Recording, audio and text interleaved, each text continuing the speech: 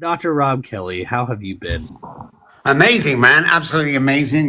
Just helping people and getting on with life. Just loving life, man. I've got a few of my followers this morning that's come on here. Hey, Brady, good to see you. I'm looking forward to this, man. Anything for you. You know that. Well, of course, we've been in touch. So I had him on. I had Dr. Robb Kelly on my podcast with one of my co-hosts about I don't know 4 months ago, and we've been in touch since. You're a great guy. I see your lives, and I think what's inspirational about you is you explain a lot of the things that we're going to be discussing today, detailed enough to where somebody as simple as me can understand it. So why don't you kind of give everybody a breakdown of sort of what you do? Yeah, sure. Hey, guys, my name's Dr. Robb Kelly. Hey, Jackie. I years and years ago, I used to specialize in alcoholism and addiction only. Because I suffered from alcoholism and everything was stripped away, and I was angry that nobody could tell me what was going on with me. But as we come up with our program, concentrating on the alcohol and drugs, it's got 1% to do with the diseases, but what's really going on? So 99% of alcoholism is here. You got to find out what's going on with the childhood trauma and the self-sabotage, and then the three parts of the brain that would differ from any other brain. I've done that most of my life, and recently over the last couple of years we researched, we trialed, we tested everything, and we spread it to entrepreneurs, depressed people, brain injury. I mean, everything you can imagine with the brain and the minds, we can cure. Unless it's a brain injury, we can't do that, but anything psych, depression stuff. Now, we can't cure alcoholism because there is no cure for alcoholism, because it's imprinted from childbirth, and it's passed hereditary through, and we have a predisposition. But hey, there's no cure for food poisoning or the common cold. So we found the program worked for a lot of things that we have. So the same program individually to each person, and 98% success rate, man. You know that. So Tony, the truth teller, good to see, man. Jackie is in. God, man, look at this. All my guys are going in. So you said that brain injury can actually affect an addiction too? Yeah, of course. Yeah. So the weird thing is guys, again, what you think you know about addiction is wrong. What you think you know about alcoholism is not true. So when we look at what's really going on, there's nothing differs from alcoholism to drug addiction to depression to entrepreneurs wanting to better themselves. It's all about restructuring the brain. So we have tools, software tools like 9D, which restructures using subliminal messages. And we have a medical grade red light therapy that we use, photomodulation, that heals the brain, heals the neural pathways and joins them. So we're kind of the leading authority right now, and have been for a long time, but we're very discreet. So you'll never see us blasting all over Facebook advertising for patients. We don't do that. You have to be referred here. Hey, sister, good to see you. That's what we do. And, I'm over in San Antonio, Texas. We have offices in Dallas, Manchester, London, Switzerland, and Spain. And just loving life, man, giving 25% back to the community. No vets pay when they come here, period. And then about 150,000 that me and my wife give back to communities, like people who have gone through hard times, maybe lost their children because of addiction. We'll buy the guy, a 12-month lease on a house. We'll pay his court costs just so he can see the kid once a week. That's the kind of stuff we do. So people ask me, why do you get up every morning happy? I've just told you why. And I think that's, let's see, M says, I had 2 TBIs and concussions and have been severely depressed and severe from apathy as well. Wow. What happens with stuff like that is it hits the serotonin levels with any kind of injury. So what happens is that the depression is like a serotonin. That's all it is. And there's ways to get that back. And there's a routine that you can get in to get happy again. Unless neurotransmitters, which I don't believe has been injured. The only thing is you've got to remember that the 4 chemicals in the brain that makes us happy, dopamine, oxytocin, serotonin, endorphins, 2 of them are created in the gut. So if you're depressed and not eating, the main 2, dopamine, serotonin, are created in the gut. So show me someone who's depressed, I'll show you somebody with gut issues, and vice versa. So make sure you're eating properly, plenty of water, and breath work. Do 20 exaggerated breaths in and out when you get up in the morning. It will change. If it doesn't, get in touch with me. Wow. See, and I even on the last one, I don't think we talked about how it's all related to the gut too, or connected to the gut. I actually got a few back things here. I want to kind of talk about the process of what kind of creates the addiction. To begin with, if you're fine with that, let's see here. The first one I have is this. It's sort of, I know it's kind of difficult to see. So you got the prefrontal cortex right here, right? Up here in the front. Yeah. So what exactly does the prefrontal cortex? Because I kind of did a little bit of research, so I do know, but I want to hear it from you. Of course. So the prefrontal cortex is kind of our decision maker. So what happens is when we come up against a problem or something we need an answer to, I should I do this, should I do that?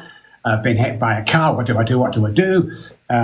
Now it shouts to the brain, subconscious and conscious brain, I need an answer, I need an answer.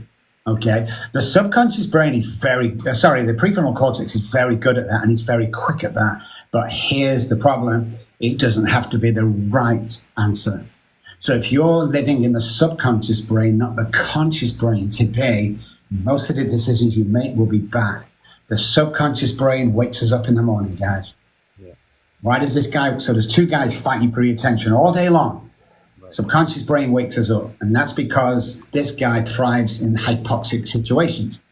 Well, during the night's sleep, between usually the hours of 2 and 5 on a normal circadian sleep pattern, is when the body is at its most repair. So there's lack of oxygen. So when we wake up, that guy's waking us up every morning, despite what you feel like. The conscious brain here, this is the good guy. The 20 exaggerated breaths kicks in this guy for the day, but 3 parts of the brain reset every 24 hours. So this guy's always going to wake you up. Or we put this guy in first thing in the morning with our breath work and our routines. So when the prefrontal cortex says, give me an answer to a problem, quick, it's going to come from the conscious brain. Right. And this is all our research that we've done, is once it comes from the conscious brain, it's a game changer. You know, and like Tony just says, it's in our DNA. We can change the way we think. So when we have that spiritual awakening or conscious contact with an energy, mind is energy. You can't see it, touch it, feel it. It sits inside the brain. Hence the saying, mind over matter. Right. So if we can program this guy, wow. But when this guy here, energy, meets another energy outside us, let's say universe, whatever it is, God, whatever it is, and the neural pathways and the childhood trauma, which is a gateway drug, is healed, your DNA changes. Why is that important? I'm not the same guy, man, as I was before. And millions of people I've worked with are not the same guys as they were before. So it's vital that we do that. Instead of just going, well, I'm going to a meeting or I'm going to rehab and I'm just going to stop drinking. If you're a real alcoholic, you can't do that. And I'll tell you why. This will freak you guys out. Most of our people know this. So the hypothalamus. The hypothalamus controls our temperature, okay? And it's our survival part of the brain. So the hypothalamus is always telling us to drink food, eat food, drink water all the time, okay? All the time. And then when something is wrong, temperature goes too high, the body gets sick. That's the hypothalamus. Right. At a certain point of the alcoholic's journey, the hypothalamus, only in alcoholics, hijacks the brain and tells the brain to drink alcohol only. So even though, to the contrary, if we keep drinking, we're going to die, the hypothalamus tells the alcoholic that you have to drink to stay alive. That's why we can go days or weeks without food or water. So this guy here, the PFC, is a very important part of the game. Right. So it's your decision maker, the judgment. That's the part that kind of says, "Hey, I want this." Right. Correct. Yeah. And then the next part that I got over here is the striatum, right? So that's kind of like the motor, is the engine, right? That's it. That runs kind of everything in the brain. Yeah. So what's the purpose of that when it comes to the addiction process? Well, addiction is the addictive personality. Okay. So over 90% of people that come to me started in the doctor's office with an addiction problem. So we know that addicts are not born. Now, they both present themselves the same, but the 3 major parts, the hypothalamus, basal ganglia, and the amygdala, is what we're talking about. Everything else in the brain works as it does. All the other parts of the brain is good. Then 3 parts change our structure completely.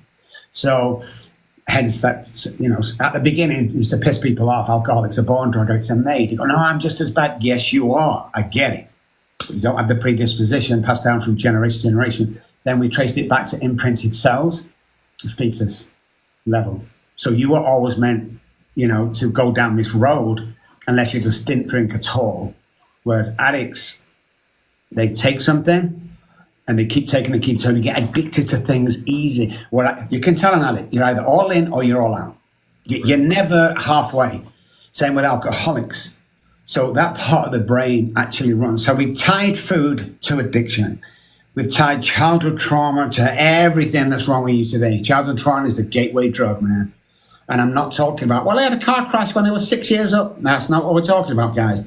We're talking about the deep, deep, deep stuff and how your brain individually treats that.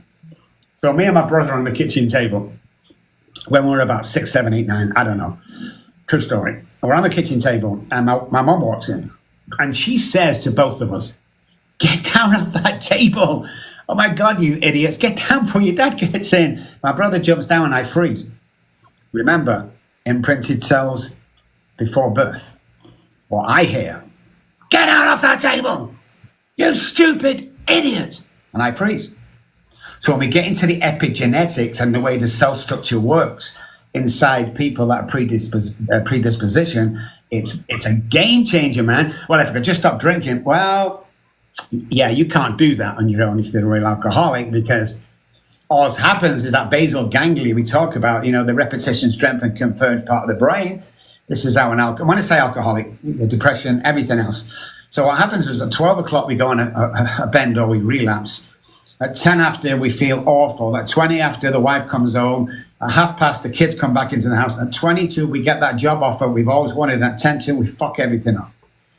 And it'll continue and continue and continue until you were on TikTok, unalive yourself. That's what it is. And people just think if I could just stop drinking, taking. No, man. What you do here as a human being today, fair relationships, never get that job, not always happy, is a direct correlation to what happened there as a child.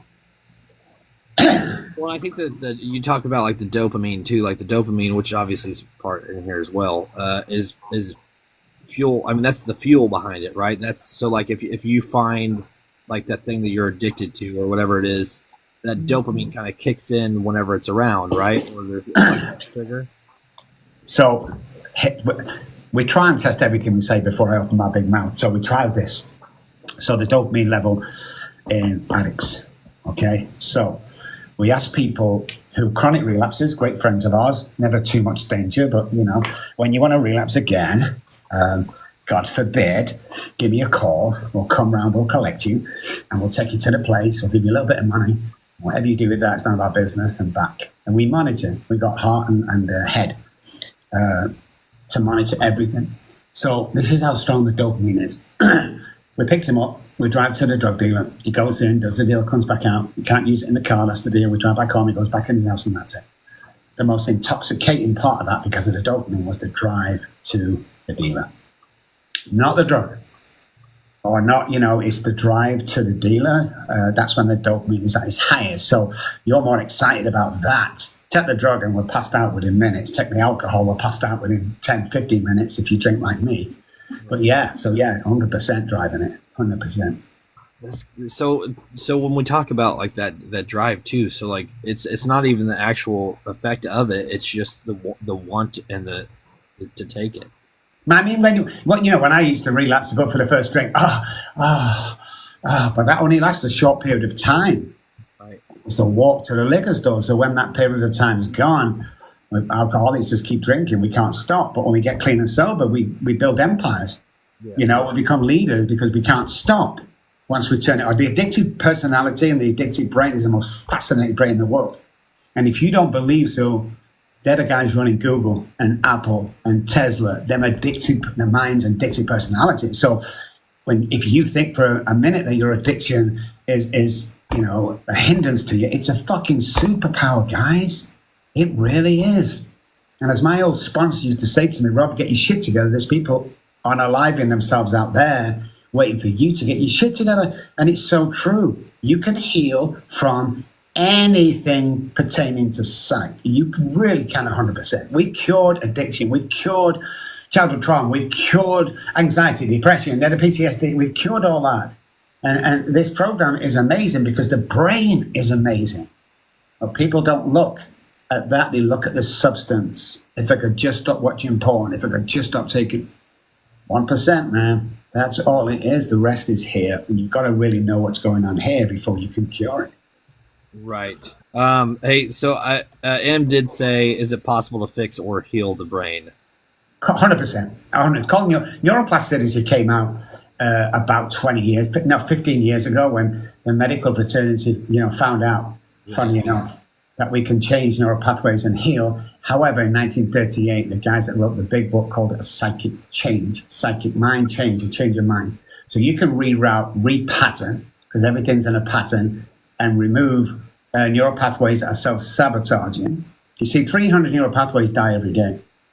The question I always ask people is, what are you replacing them with? Are you replacing them with worrying about tomorrow or worrying about the past? Hey, Ladybug, if that's the deal, then you're never going to live in the moment. Everything happens now, not tomorrow, not yet. If you can stay in the moment, okay, with the conscious brain, you'll see all the shit around you that's meant for you.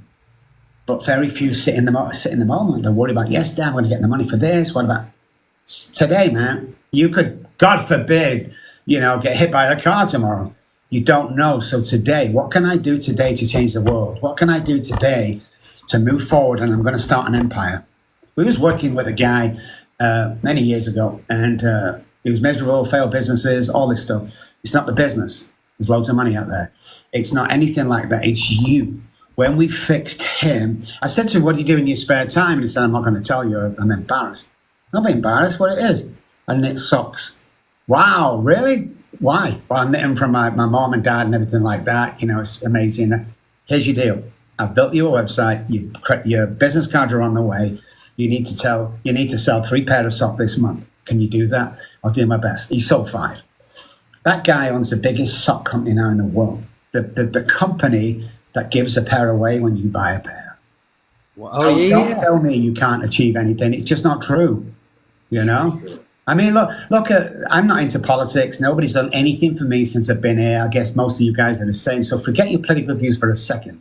You have to take in consideration that we had a business firm some years ago, a businessman with no political experience whatsoever running the country. Don't you dare tell me you can't achieve your dreams. It's just not true. Somebody's put that there, man. Somebody's put that. Oh, no, Robert, you can't go to college like your brother. You're too stupid. Right. Wow. Imagine how much damage that did, So all this shit that people have put there, we got to get rid of that. That's the childhood trauma. We got to get rid of. I think you have a very valid point, because I think a lot of people try to kind of almost, I wouldn't say discourage, but even if it's unintentionally, I feel like a lot of people discourage someone from pursuing what they want, and the fact is, a lot of people listen to those opinions. That's how it all started. Can you imagine when we were kids, guys? I mean, over in England, it's different. We're kicking the football around, and you guys might have been through. Johnny, what are you going to be when you grow up? I want to be an attorney. What about you, Billy? Want to be an actor? Tom, want to be a movie star. What happened to them dreams? I'll tell you, they were kicked out of us from our family and friends, unfortunately. Don't be stupid. You can't be an actor. I have one answer to them guys, and my guys on here now, Jackie and Ladybug, will tell you. Says who? Yeah. You can't come to America, Rob, 19 years ago, and coming from nothing, the projects, you come over here with $200 in your pocket. You can't build empires. Says who? You can't go on TV with 18 million viewers. Says who? You can't. Says fucking who? Right. Because who's making these rules up? You says I can't do shit. So the problem, the great thing is about alcoholics and addicts and depressed people, we get 2 lives in one lifetime, man. We get 2 lives in one lifetime. Now, I fucked the first one up. My children will tell you that, who contacted me 4 years ago after 30 years. Yeah. Let's not fuck the second one up. Why wouldn't you take chances, right? Why wouldn't you push the envelope? I signed a deal in Dallas 8 years ago for $1 million. Highland Park, medical building. I signed it for the company. My guys are going, Rob, how do you sleep at night? What the fuck can they do to me that I haven't already done to myself? That's my philosophy in life. Whether you want to build a podcast, whether you want to build a company, whether you want your kids back, it's all possible. Stop listening to the guys that are telling you it's not possible. The fucking dreamers, man. Make it happen. Janet said, I'm not clear on how he thinks someone should start. Start what? Are we talking about the recovery process or achieving the goals, Janet? I think the biggest thing for me is my drive in myself. I don't like, I definitely don't listen to others. I've learned the hard way that from experiences that, sometimes you think that people are your friends and they're not. They're just restricting you from getting or pursuing your goals. Janet said recovery. She wants to know how someone would start with recovery. Like, what's the process behind it? So if it's alcoholism or drug addiction, start dialogue with somebody. First of all, is it different between the two? Like the recovery process? Is that me? A question for me or for her? Yeah, that's for you. Would you say that the recovery process at the beginning, is it different between drugs and alcohol? Oh, God, no, it's not. It's exactly the same. It's because they both present the same, and even depression, certain parts of the brain are hit with the chemicals and stuff. So it doesn't make any difference. I get asked a lot, how do I start on the road to recovery, or how do I build an empire? The first step is dialogue with somebody. The second set is get some help off a professional. You can't do it on your own.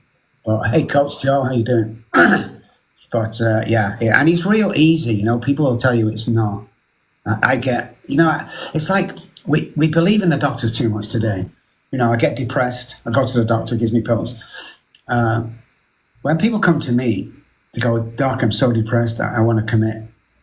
And I don't know how to carry on with life. And I go, can I ask what med you're on? Yeah, I'm on 3 different kinds of depression medication. Okay. And how long have you been on them? 5 years. Okay. When the fuck did you think it was going to kick in? Because it hasn't kicked in yet. It's like, come on, guys. It's crazy. But people are in this, I can't do this. Somebody's put that there. It's 2025, man. If you can't make $80,000 a year with your PC in your bedroom, somebody's put that there. Right. And I think the crazy thing about it is today is something as simple as this makes people money.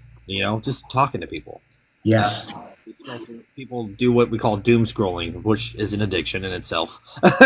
But instead, you could be doing things instead of just scrolling. Yeah. And it's everywhere. Like I can't even have a conversation with half the people out there because they're on their phones. Yeah, and it's an addiction in itself. Our kids have lost communication skills.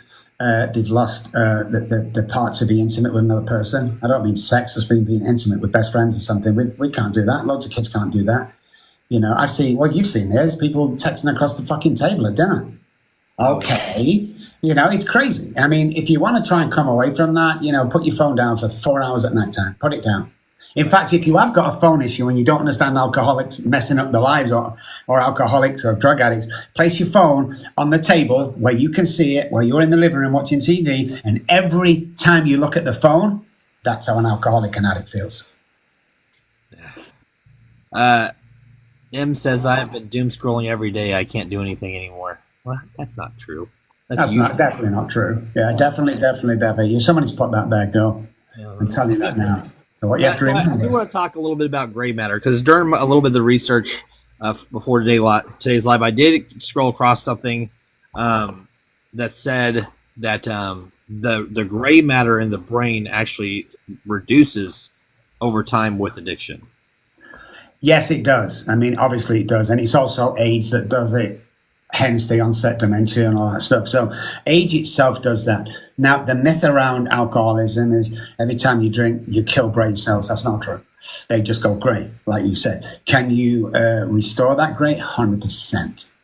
The neuroscience today, the epigenetics and the what we've learned from the past pertaining to the brain tells us 100% we can do that. But it's so true. You've got to remember that everything we put inside our body has a diverse effect to our health.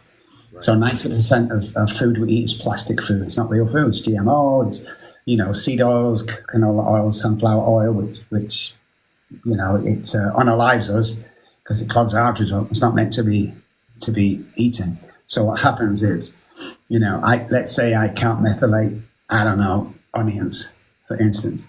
So the rancid oils I'm cooking and the GMO I'm cooking, all that stuff's making us ill. But if I can't methylate, so say I don't know, it's a food or protein that's now plastic food, I can't methylate it. So if I can't methylate, everything you put inside your body is not used in the source that it's put in. It's changed and it's methylated to the energy that I can use. Okay, if I can't methylate a food or protein, sunflower oil, for instance, all that crap oil, then there becomes a deficiency in the body. That deficiency causes the heart problems, the cancers, and all this stuff. And people don't realize that because the food industry is not being honest with it. You can get lots of stuff, including ice cream. You get the packet out; it says like 80 calories, for all of this. But you try and look for 2 words: ice cream. It's not on it. Why? It's not ice cream. You can leave that in. You can leave that out all night long and go back to it, it's still the same. You get a McDonald's burger, okay, which the three ingredients with the fries, 22 ingredients here. You can put it in the top shelf of your cupboard, and this time in 6 months, go visit it. Even the bread's fine. Yeah. So you have to ask yourself, what am I eating? Well, think about how cheap it is. Too. I mean, you spent $2 for that hamburger. How much of that's actually meat? Well, it's absolutely crazy what we eat and they pass off. But when the tobacco companies many years ago, I think it was the 40s and 50s, they knew they were in trouble because the cancer started in the 60s, 70s. So what did they do? Well, clever enough, they bought one of the biggest food companies in the world. And that's when the GMO was introduced and all the rancid stuff that they put in it to make it last longer. That's where it all went wrong. Nobody's telling us that, though. So I feel like we're talking about addiction more than just drug and alcohol. You're talking about food. You talked about how like the what we eat affects sort of the chemicals that go to the brain and control those functions. And especially here in the U.S., I know that we're like over flooded with chemicals that we don't even. Yeah, it's. I have mums coming to me most of the time. They go, Dr. Robb, I need to bring my child. Do you have a child therapist? And I go, well, what's going on? But he can't keep still in class. He keeps getting in trouble. He's maybe you have ADHD. Well, let's stop there for a minute. Let's not diagnose a made up illness, first of all, by the pharmaceutical companies. But what does he have for breakfast? Well, I give him 2 Pop-Tarts and then I give him a bowl of cereal. Okay, let me stop you there. You're giving him 8 teaspoons full of sugar before he goes to school. Do you know that Fruit Loops has been banned in every other country? Or I think it's Fruit Loops, I'm not sure. There's 12 breakfast cereals in America that's banned in every other country outside America. Why? Because it's poisoning our kids. If you're giving him that for breakfast and you expect him to sit still, he's not going to do that. So what happens? Oh, he must have ADHD. So they go to the doctor, he put him on Adderall. If you take 1 Adderall pill, it alters your brain structure and you will never get that back again. Just from one? Well, the first one alters the brain chemicals. It alters the structure completely. Everybody, I feel like so many people are on some sort of medication too. It's crazy. Like between the pharmaceutical companies, 90% of people are on medication, and that's not working. You got to take this, but you got to take this as well because it captures out. I mean, I love them. I don't love them. I'm being sarcastic. I love them commercials on TV where the guy's on the boat and he's, sort of no top on. He's really fit and ripped, and the girl's there. She's beautiful in the bikini. And while you're looking at this and taking all this amazing stuff in, the stuff at the bottom, what they're telling you is like 20, 30 ailments that can unalive you. And yet you don't hear that. It's reverse subliminal messaging is what it is. Well, that's what you remember, like Joe Camel for the cigarette company. Get rid of him because he was joking. He was so cool. But yeah, and I think subliminal has a lot to do with it too. But we're fed like all these, so they're like, hey, like taking a medicine to fix an addiction, but really you're just adding an addiction to the addiction. Correct. And that's what people are not getting. You can't cure drug addiction with a drug. You can't. Everything inside us we can heal. Again, talking psych, not heart disease, things like that. We can heal without medication. And if you're on medication, for goodness sake, keep taking it. What I'm saying is, those guys that are thinking of going, double think. Your doctor doesn't know nothing about addiction and nothing about alcoholism. God bless him. He'll give you the latest pharmaceutical drugs because he's getting a backhander for that with money or holidays or cars and stuff like that. And it becomes a scam. The whole thing is a scam, and we fall into it. And then what happens is I pay $2,000 for insurance. That's how much I pay a month for my health insurance. But when I go to get the pharmacist, for anything, if I ever go, as well as a copay, if I go in hospital tomorrow for whatever reason, it's $1,000 before I get through the door. They've all got us, man. And somebody needs to stand up. I went on live TV. You might know this, actually. I went on live TV about 4 or 5 years ago. I can't remember. With Purdue. We went head-to-head with their lead attorney and one of their senior managers. And they told them, it's live TV. Don't do it. That was the advisors. Don't, to them, not me. Don't do it. You don't know what this guy's like. He's very, very educated about this stuff. Don't. No, it's fine. We stand by our company. We had a head-to-head on it. The very next day, Google this, guys. The very next day, hey, butters, they filed for bankruptcy. Somebody needs to call these guys out. There are people every day dropping of addictions, of alcoholisms, of brain is not working properly, the fogginess we get, the laziness, we stick in the box, we don't move out. Human beings are not meant to sit down, guys. We're not meant to eat, all this junk food. We need to get back to the, grass-fed steaks, the raw food. There's a couple of things you can change your life right now. Do the breath work in the morning. Turn your TV off, especially the news channels. Just watch, cable or something like that. That gets rid of 60% of your problems straight away, the worrying problems that you worry about. Start one day clean, eat clean. Grass-fed days, my protein drink I have in the morning is, protein drinks and vitamins. You've got to be real careful with, guys, because 95% of vitamins and stuff out there, I can never pronounce this word, but it's cyanide. Cano something, I can't remember. Anyway, you got to be careful. It's just crazy what we're going through. And there's answers out there, but it's really hard. When I first came to the States, after about a year, they stripped me of my license to practice. They said it was harming people with my methods and my information. I teach to them guys today. I lecture to those guys that took my license off me because we got it back about 9 months. It took us. But we got it back. But yeah, it's just like when you go against the norm, biggest industry in the world, pharmaceutical. What's the third leading cause of death in the US? Medical fraternity. We have a problem. When it's a low percentage of that, real low percentage, then Crystal Palace said cyanocobalamin. That's it, cyanocobalamin. Cyanocobalamin, yeah. That, if you see that on your vitamins, throw them away, man. You have to throw them away. This what's it called? You can tell me this as well. The FDA. The FDA, no, they don't have to go through FDA to sell vitamins. It's crazy. But we take about billions of dollars a year. We're taking this stuff, and it's crazy. Well, you talk about the money in it too. Like, think about, not only are you getting people hooked on these medications, you're charging them, and they can't afford it. So then they go in this depression state, and then they need something else because they're depressed. It's just so this is what I know about that. So the pharmaceutical industry come out with 3 or 4 medications every couple of days, most of them on TV. Do you suffer from this that I've never even heard of? But there's a medication out there for it. So can you imagine the board of some pharmaceutical company going, hey, here's the deal. So on the streets, there are trillions of dollars spent on street drugs. How do we get a piece of that? Oh, well, why don't we create a pharmaceutical drug? We can call it Baboxin, for instance, and convince the public that by coming off their H and coming onto our Suboxone, you'll be clean and sober, you're not switching drugs anymore, and we get a piece of that action. And they sold that to the world. And they made trillions and trillions of dollars off that.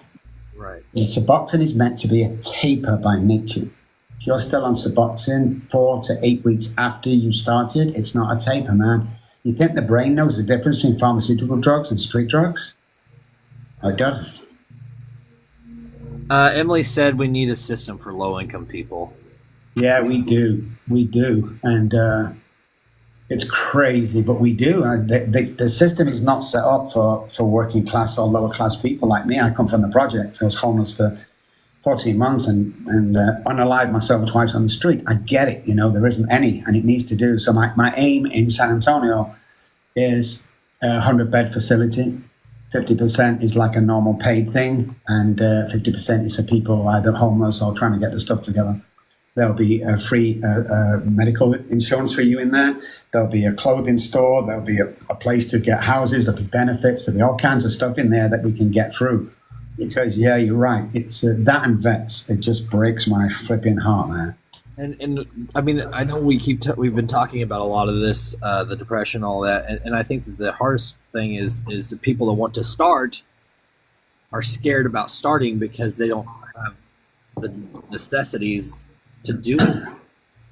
Yeah, it's if you're on something, guys, and you watch programs like this and you want to come off, go see your doctor, go see your medical doctor, and if you want to take you off it, get another medical doctor. People are afraid to do that. This is your life, guys. We're talking about your life. I want to come. I get it all the time on my lives every morning. I want to come off it. Go to the doctor and ask him to come off it. Well, he said no. What's the name of your new doctor now? Well, I haven't got one. You need to get one. You what? You need to. This is your life. We're talking about. People just drop into that humdrum life, and this is the way it is. It's not the case. Right. Would you say that majority of doctors don't have the right answer, or do you think that it's a pretty... No medical doctor has any idea about depression, addiction, alcoholism, PTSD, anxiety? They have no idea. They really don't. They don't study this stuff because I'll tell you why. A well patient is a lost client. Nobody wants us to get well. I mean, there's no money in you getting well, guys. If they can't stick you in a treatment center at $30,000 a month or give you a pill and get you hooked on that for life, hey, Billy, good to see you, man. You're no use to them. So the whole psychological game that we're in is planned so the food industry gets us sick and the pharmaceutical companies keep us sick. That's it. Emily asked, why would you say that the medical doctors don't know about it? Because they don't. Go to a doctor and say, I'm depressed, and see what he says. Because this is what he'll do, Emily. He'll start writing a prescription for depressant meds.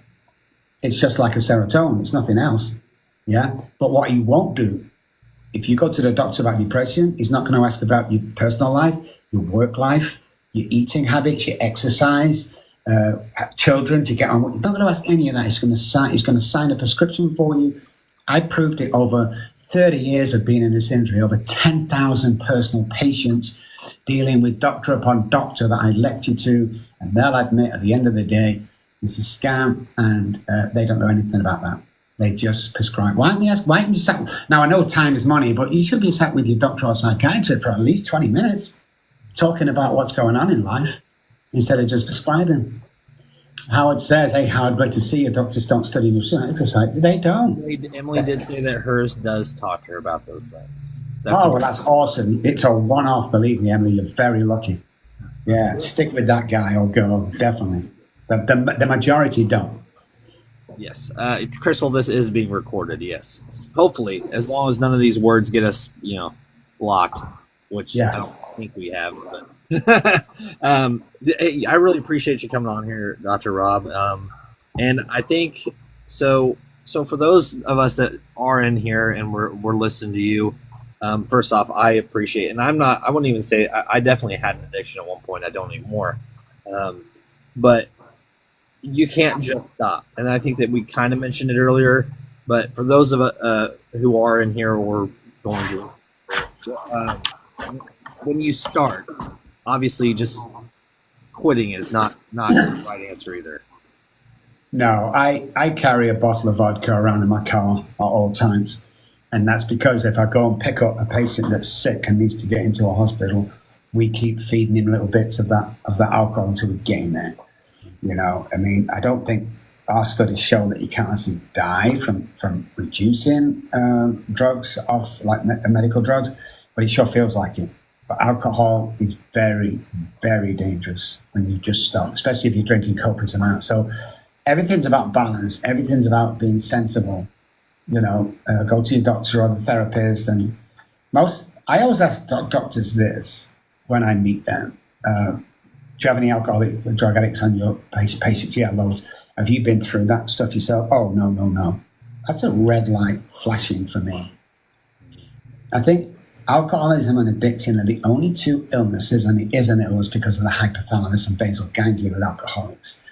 You cannot 100% deal with somebody that's gone through it if you haven't. You just can't. I mean, you can hype them up and stuff them with medication all you like, but that's not the problem. The alcohol and drug and the medication, that's not the problem. The problem is that most of the stuff with the right information and knowledge, you can heal yourself, but there's no money in that. Emily did ask, is that for all substances or just H?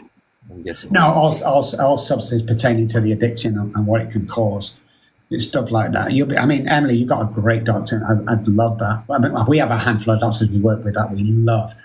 But yeah, most of them are just bashing out these drugs and, things that look okay. So if you're going into treatment and you're all shattered and you've been on the drink for a couple of years and you're just broken, they'll give you gabapentin. Now, gabapentin is a good drug. It heals all the nerve endings and stuff, but you can't keep taking that. It's a quick fix for you to come off and go through the jitters and all that stuff. But yeah, I mean, when you've seen what I've seen, see, people don't believe me when I tell them this stuff. Oh no, I mean, my doctor would never do that. This girl was furious at me, furious because I said that most doctors they get paid for selling the drug. Furious. She was writing all over Facebook, blah, blah, blah, because she worked for a doctor as his personal assistant. And 2 months later, that doctor was arrested for that drug pushing. And she called me up personally and apologized profusely. It's like, I'm not having a go at doctors here, guys. I'm not having a go at the pharmaceutical. They all have the place. But when it comes to psych and addiction, you've got to be really careful what you're believing, okay? You really have. There was a time in Texas that you could not cash a prescription for Adderall. There was not one Adderall to be had in Texas. Now, 800 miles wide Texas is. Why? Everybody was taking it. Everybody all of a sudden had ADHD, which is not a deficit, by the way. It's an overload.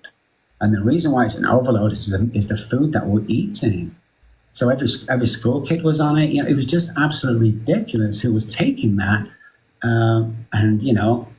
We went ourselves. See, again, trial and test everything, Dr. Robb, everything before you open your mouth on live things like this.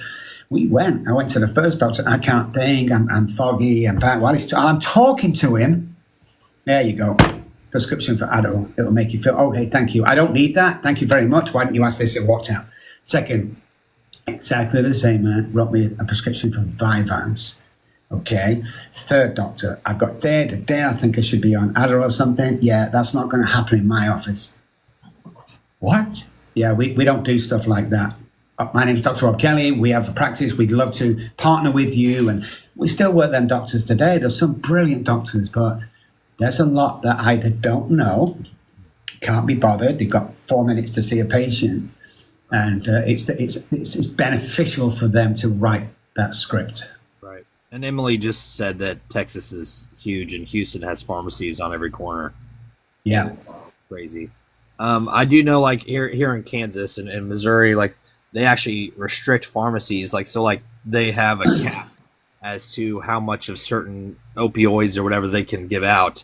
So, like, people who actually need it end up not being able to access it because people who don't need it are still getting it. Exactly. And I think Texas have started that probably a year or two ago. So you can only cash so many prescriptions before the pharmacist will cut you off. Not the doctor. The pharmacist will go, no, it's any system. And that's across Texas. Now, you can obviously go to California and get some on a new doctor. Yeah, of course you can. But there's ways that people are taking forward. There's stuff that people like me are trying to enforce on the general public. And it's common sense, neuroscience, and the workings of the brain, therefore the mind, therefore the behavior, therefore life itself. You know, a lot of your problems are childhood trauma. I know you don't believe it, guy. Most of my guys on here will believe it because we always talk about it. But your food, get back to raw food, 20 minutes exercise. We're not meant to sit down. We've got to stop telling Granny, put another coat on in the house, we'll turn the heat in. You need to take that freaking coat off, Granny, and get her out in the snow, is what you need to do. But we're not, you know, we're always sit down. We sit down at home, watch TV, we go to bed, we get up, we go to the office or work, we sit down again, we sit down in the car, we sit down. We're not meant to sit down, man. We're just not meant to do that. So the more active you are, you see these guys, I'm 64, man, okay? I'm 64. As you can tell, I'm not a fat fuck sat at home. You know, if I can do it, you can do it. It's all this. I've lost 157 pounds over the last 2 years. It's this. You've just got to be careful. It's your body, and the older you get, the more, information you need on how to live. There's a guy on here, Howard. I think he's still on, man. His physique is mind-blowing. He's like, I don't know, 50-something. All he does is exactly what we talked about on here, you know? And your mind gets sharper, and the neural pathways are replacing them 300 every day, making better decisions coming from the conscious brain. You will thrive, and the biggest thing 90% of people don't have is you've lost your identity because of the shit you've been through your life. You don't know who you are. We get this all the time with people that retire or people get fired from the job.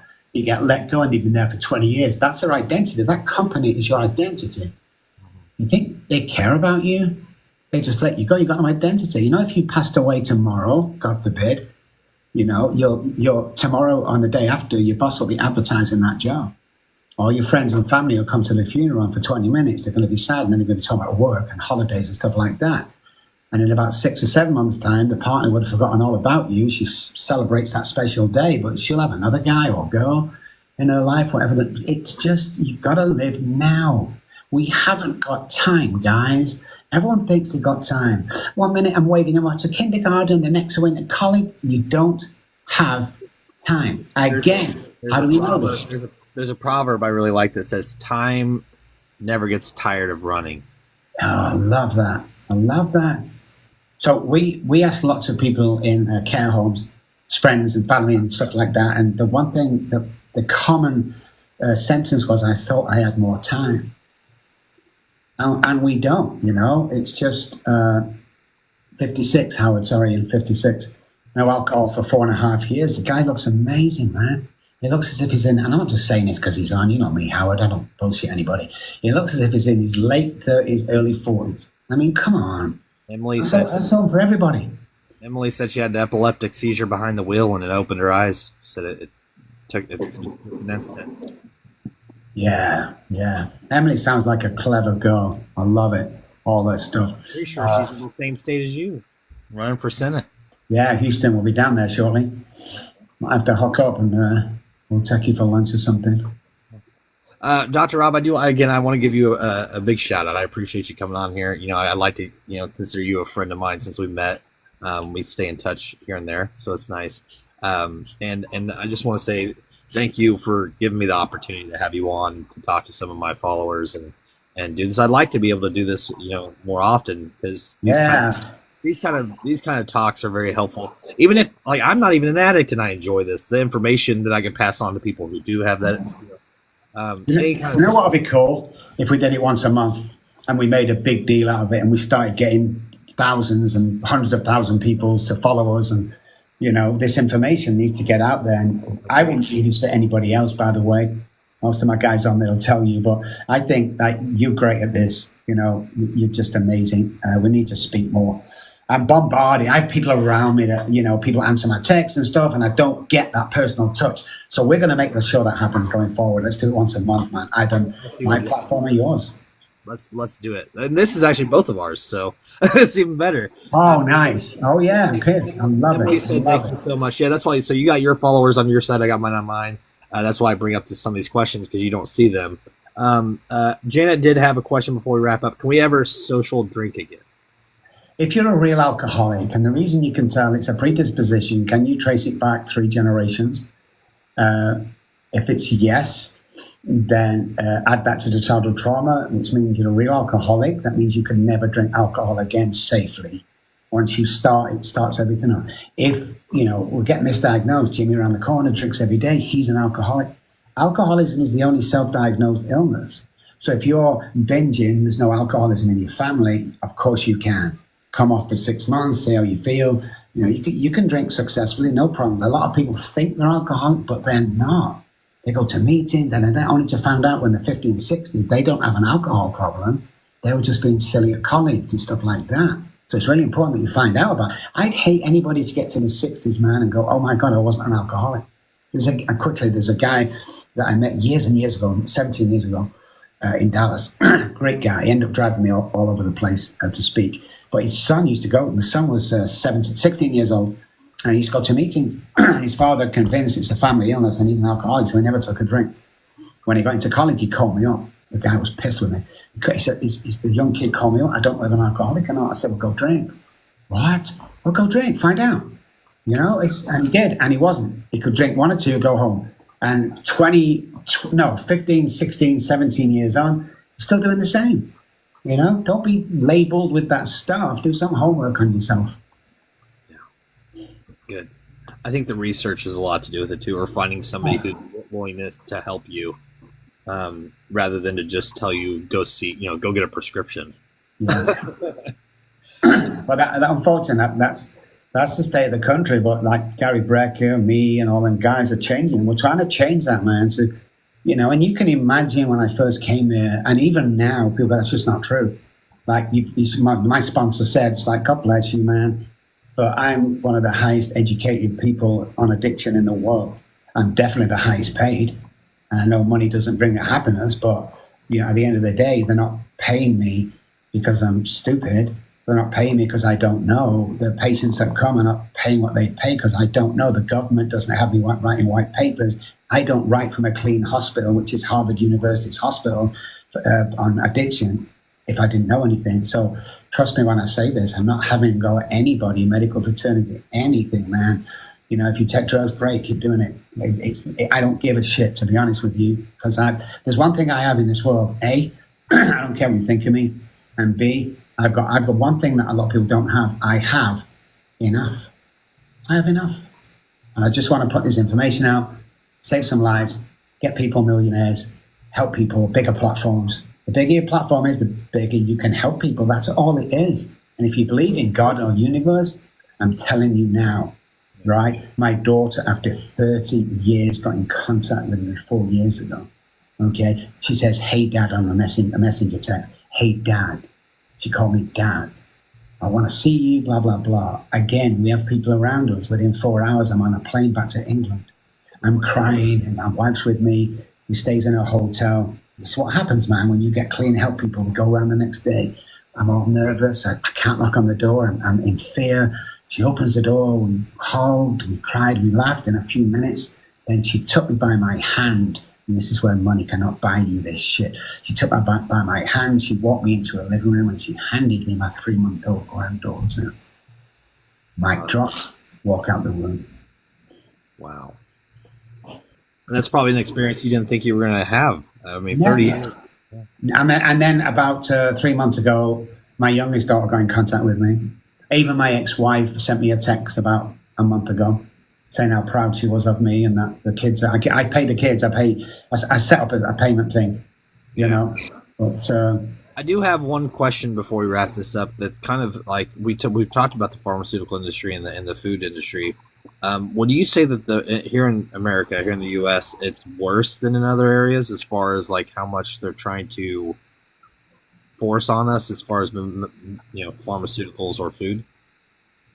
Yeah, from our research, yeah. But you have to remember that America's bigger than a lot of countries, So there's a lot more people. There's hundreds of thousands, millions of people that are going through this stuff. Whereas you look at England, there's I don't know how many people, 8 million. I don't know, but it's a bigger country, so the problem is more widespread. But I think the youngsters coming up now are getting wise to this. People want to start getting fit again. So people are looking, go, hey, maybe I don't take this. Maybe I do follow suggestions that 1 day a week I eat the grass-fed this and and I feel a lot better. And I think there's a turn coming. It's took me 30 years to see this turn with the help of the Gary Breckers and the likes of that, the other biohackers of this world and epigenetic. I met the guy that discovered epigenetics. And, unbelievable, man. I mean, it's just this drive. I get up every morning with the same, excitement about changing the world as I did 35 years ago, and I started on this journey. It's just, I like seeing people survive, and I like seeing people, do something in their lives. Most people in my position would just retire, go to an island, buy an island, go there and stay there. But I don't want someone to do as good as me. I want them to do better than me. You see, I don't want something from you. I want something for you. And there lies the difference. Right. Nita, I see that you wanted to pop on, but we're actually going to be wrapping up here in just a moment. We are going to do this monthly, though. I actually love that idea, Dr. Robb. I think we should do this more often. Definitely. So I do appreciate you. I appreciate everybody that's been tuning in, even those of you that just popped on. And Dr. Robb, I definitely want to be in touch. And again, I just want to say thank you. Is there any last words that you have before we wrap this up? Yeah, guys. So this guy goes to the Golden Gate Bridge. He throws himself off and he unalives himself. The police pull him out at the water. They find ID. They go back to his apartment trying to find next of kin. But what they find is a note on the kitchen table. And it reads, "I'm going to walk to the Golden Gate Bridge," which was an hour, by the way, guys. "And I'm going to jump off and commit." Yeah. Unless on the way there, somebody smiles at me, nods at me, says good morning, any kind of communication, I'll turn around and go back home and I'll try again. Question: how many people have you walked past today that's heading to the Golden Gate Bridge? Wow, that's heavy. That's good.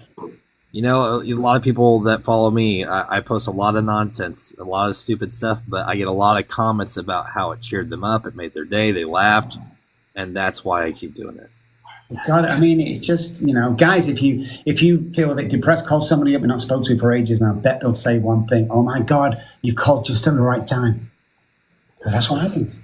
It's crazy how this world works. The communication, the spirit communication, it's like, get out there, help people, compliment 3 people a day, all this simple stuff that you do, your life will become happy and so will theirs. And at the end of the day, I believe in God, okay, with that spiritual awakening I had in the streets. And when I get to heaven, I know what God's not going to ask me. He's not going to ask me how much was that multi-million-dollar house you lived in, how much was them 3 cars you bought, almost $1 million for the 4 car, how much. He's not going to ask me that. It's going to ask me one thing: how many people did you save, Rob? That's the only question he's going to ask, and I want a big number. I want a real big number. That's good. That's good. All right, Dr. Robb, we're going to wrap this up. Everybody that's tuned in, thank you so much. We appreciate you. And we will be in touch, and I definitely want to do more of these. Me too, man. Thanks, guys. Thank you so much. Thank you, everybody, for tuning in. Have a good day. You too. Thank you.